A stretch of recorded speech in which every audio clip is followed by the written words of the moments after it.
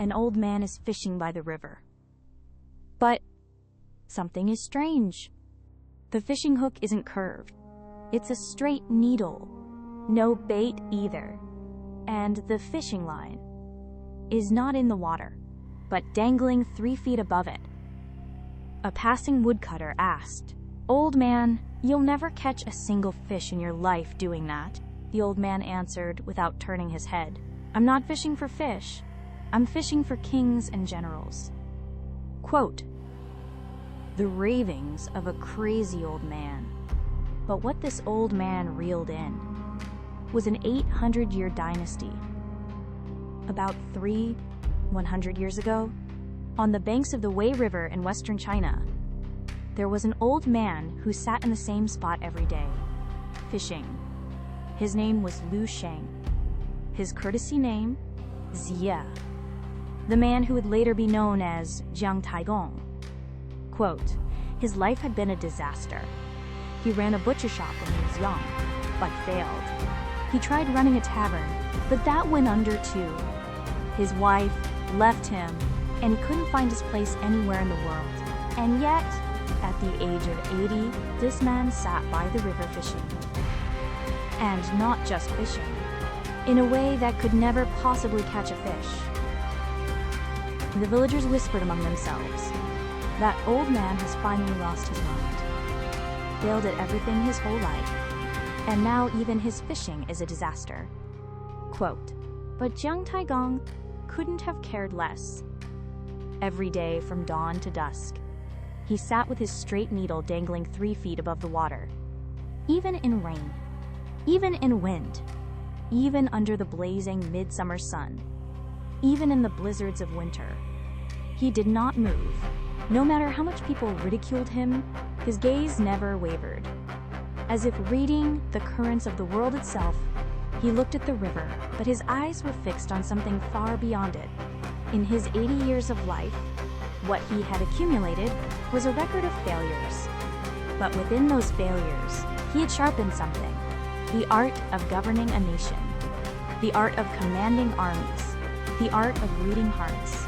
He knew his time simply had not yet come, so he waited, without bait, without a hook, with nothing but a single straight needle. Around that time, in the western feudal state of Zhou, there was a lord named Shibo Chichang, the man who would later be known as King Wen. King Wen was a wise and virtuous ruler. He cared for his people, sought out sages with proper courtesy, and was transforming the small state of Zhou into a nation that all under heaven looked up to. One day, King Wen consulted an oracle before going on a hunt. The divination result came. This is not a bear, not a tiger, not a dragon.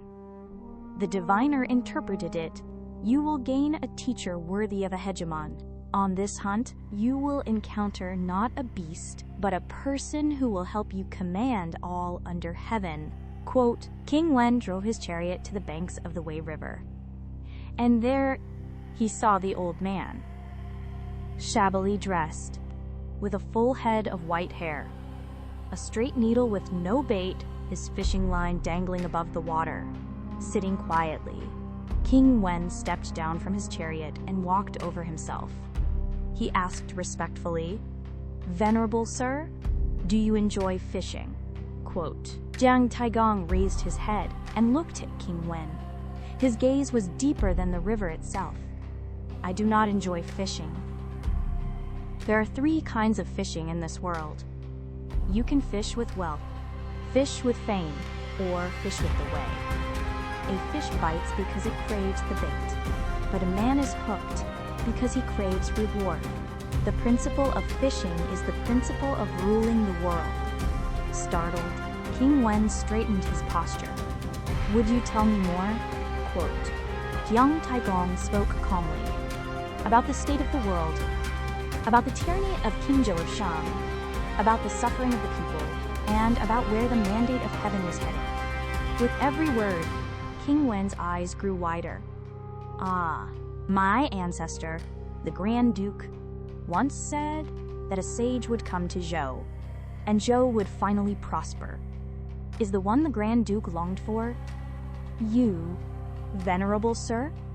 And so, people came to call this old man Taigong Wang, the one the Grand Duke had been waiting for. King Wen took Jiang Taigong onto his chariot. Legend even says he pulled the chariot himself. To an 80-year-old man, the Lord of all the realm showed the courtesy due a teacher. That day, Jiang Taigong's fishing came to an end.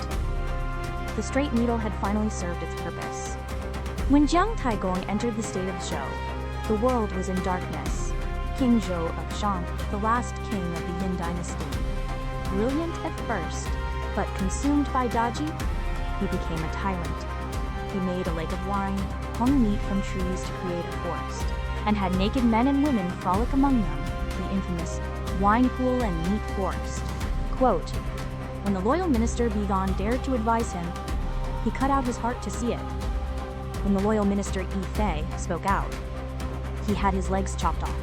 He invented the Paoluo torture, making people walk across a greased copper pillar over a pit, and when they slipped, they burned to death in the charcoal fire below. The people of the land groaned in agony. It was tyranny that enraged the heavens themselves. Jiang Taigong became King Wen's chief strategist and prepared slowly. The mandate of heaven shifts in its own time. Do not rush.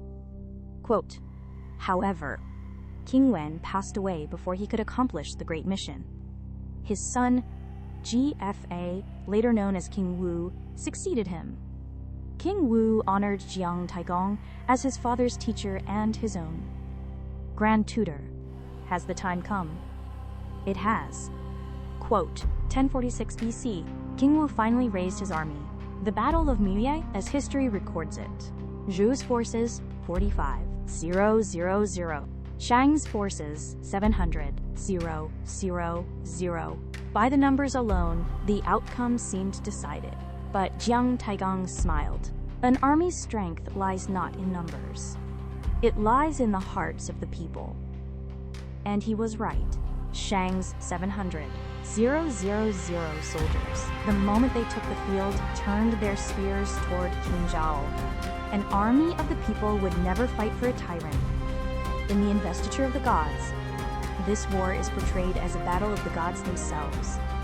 Niza charges on his wind-fire wheels. Yang Jian scouts the enemy with his all-seeing eye, and Lei Zhenzi summons lightning. Jiang Taigong wielded the god-striking whip, sending gods, immortals, and demons alike onto the investiture list. A war in heaven, a revolution on earth. King Zhou climbed the Deer Terrace and set himself ablaze. The Shang dynasty's 600-year reign came to an end.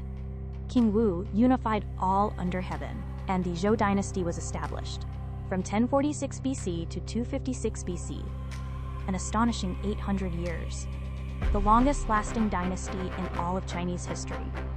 Jiang Taigong was granted the state of Qi, where he became its founding father. The state of Qi that he built would later produce Duke Huan of Qi, one of the 5 hegemons of the spring and autumn period. But Jiang Taigong's legacy did not end with Qi. The ritual and music system, the feudal order, the concept of the mandate of heaven, all created by the Zhou dynasty. These became the very backbone of Chinese civilization. 500 years later, Confucius would say this, I shall follow the Zhou. Ah, how splendid is the culture of Zhou. Without the Zhou, there would have been no Confucius, and without Confucius, 2,000 years of East Asian civilization would have taken a completely different course. And at that starting point, there was a straight needle on the banks of the Wei River. Now, there's something worth thinking about here.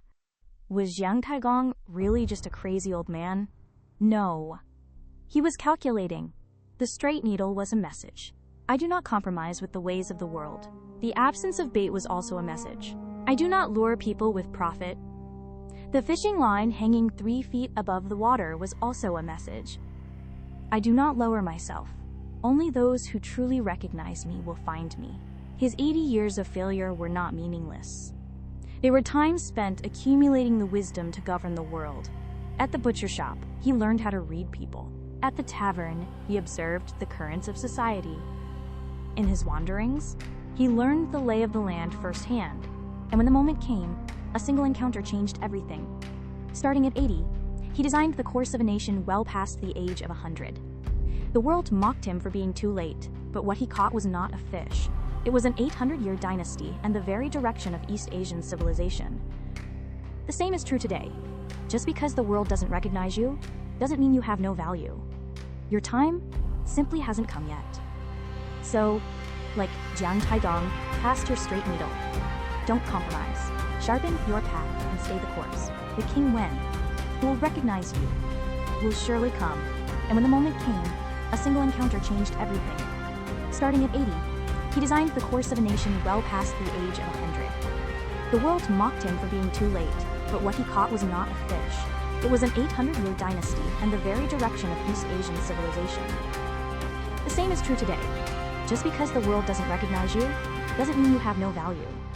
Your time simply hasn't come yet. So, like Jiang Taigong, cast your straight needle. Don't compromise. Sharpen your path and stay the course. The King Wen, who will recognize you, will surely come. Next story, King Wen of Silla declared that when he died, he would become a dragon of the sea. His son, King Sinmung, crafted a flute from bamboo growing above the sea. When this flute was played, enemy soldiers retreated, illness was cured, rain came during droughts, clear skies returned when it rained, winds calmed, and waves subsided. Man Pasik Jok, the flute that stills 10,000 waves. What secrets could this flute possibly hold? We'll tell you in the next story. If you found this story fascinating, please subscribe and hit that like button. We'll keep bringing you more mysterious tales from the Eastern classics.